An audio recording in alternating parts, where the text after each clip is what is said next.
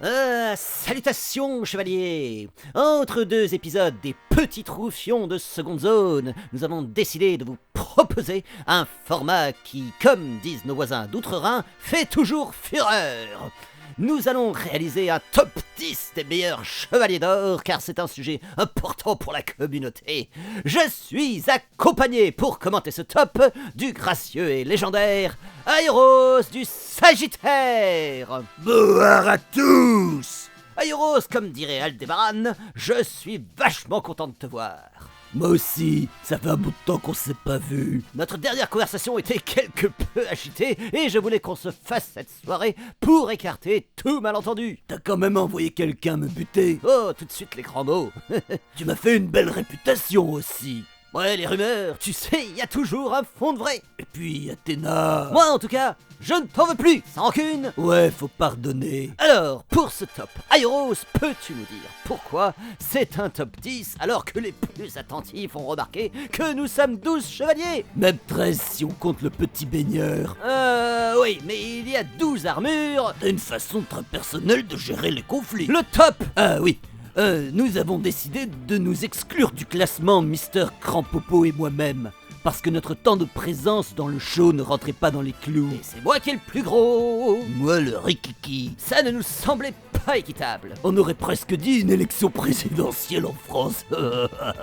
Mais il nous reste néanmoins 10 guerriers parmi les plus puissants de la galaxie. Et ça a pas été facile de les départager. Et il n'y aura qu'un seul vainqueur. Mais vous méritez tous de gagner, les gars. Parce que vous êtes tous beaux, vous êtes tous forts et vous aimez tous Athéna très fort. Et on commence tout de suite par le numéro 10. Doko de la balance. 113 épisodes, le cul vissé à son rocher. Il y a 2 épisodes filler où il se déplace. Qu'est-ce que ça lui coûtait d'intervenir? Et puis c'est la grosse déception. De combat on n'en verra aucun. Effet important, il se sert de ses armes et c'est interdit. Bouh, vilain Doko. Numéro 9, Shura du Capricorne. Il t'a foutu quand même une grosse trempe. Ouais, je l'aime pas. Même les meilleures intentions n'excusent pas tout. C'est un traître. Mais tu l'avais pas hypnotisé? Non, ça c'est des bruits de couloir, une théorie du complot. Tu ne serais pas conspirationniste par hasard. Ah non, bien sûr que non. Numéro 8, Mu du Bélier. Ah, le chevalier le plus présent, mais qui ne fait jamais ce que je lui dis. Faut dire qu'il passe plus de temps à retaper les armures que taper sur ses ennemis. C'est quand il te présente la facture qu'il fait le plus mal. Numéro 7, Aior du Lion. C'est Aiolia. Aiolia, Aioli, on s'en fout. Il n'avait qu'une seule mission, un seul truc à faire, et pas foutu de dézinguer 3 clampins, dont un hospitalisé. Mais c'est mon petit frère. C'est pour ça qu'il n'est pas plus bas. Shura, il avait accompli sa mission, lui. C'est vrai. Numéro 6. Milo du Scorpion. En parlant d'incompétence, en voilà un beau de bras cassé. Lui devait en tuer qu'un, mais c'était un chevalier d'argent. Mais c'est nul, une technique en 15 coups. Qui n'a jamais achevé personne d'ailleurs. Pourquoi il n'utilise qu'un doigt? Pourquoi il n'utilise pas ses orteils? Ah, il m'énerve. Numéro 5, Camus du Verseau. On va pas se mentir, hein? Il est tellement pratique pour les pique-niques et les apéros. Ça valait bien une place dans la moitié haute du classement. Suivant. Numéro 4, Chaka de la Vierge. Oh, je sens qu'il y en a beaucoup qui sont déçus.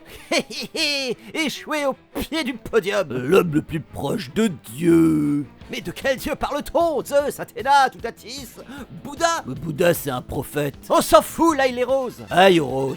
Vous l'avez vu donner un coup de poing? Non.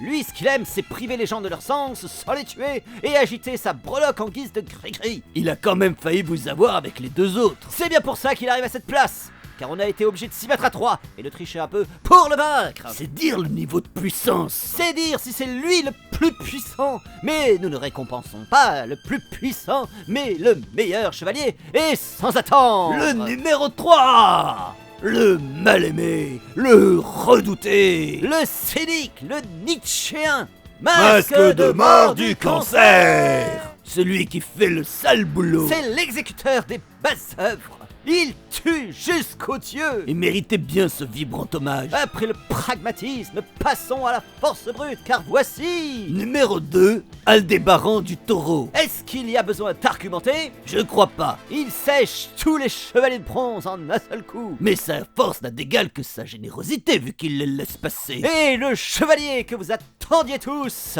Numéro 1, Aphrodite des Poissons. C'est le dernier rempart devant la barbarie. Aphrodite a vaincu un chevalier et demi, ce qui lui donne le record sur tous les autres. Ce chevalier cumule toutes les qualités. Finesse, intelligence, beauté. C'est vrai qu'il est beau, le salaud. Non mais regardez-moi ce mec. Et oh oui, regarde-moi, regarde-moi, regarde-moi encore. Dis-moi, t'aurais pas fait un peu de favoritisme dans ton classement? Oui, j'entretiens de bonnes relations avec mes voisins, voilà tout. Résidence principale et secondaire. Voilà, c'était notre top 10. N'hésitez pas à mettre le vôtre en commentaire, je ne les lirai pas. Aéros, le mot de la fin. La guerre, c'est mal. On se revoit pour le prochain, si vous le voulez bien. Mais dis-moi, t'étais pas mort? Si, mais mamie voyante m'a ramené pour 24 heures. D'ailleurs, faut que j'y aille. A plus, Brutus. À bientôt, Clodo.